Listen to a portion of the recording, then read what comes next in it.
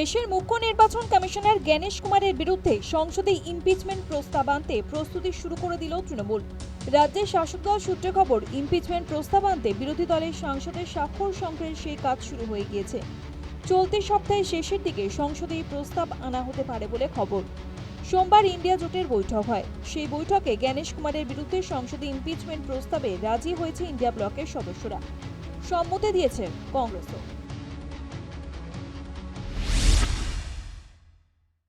कल डिटेल में चर्चा हुई, कल हुआ था। क्या फैसला तय हुआ है कि मूव करेंगे राज्यसभा से वो impeachment notice.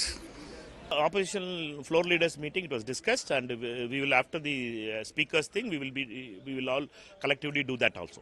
Sir, there is consensus. Sir, there is Yes, consensus yes, yes, on the yes, issue. yes, yes, All yes. opposition.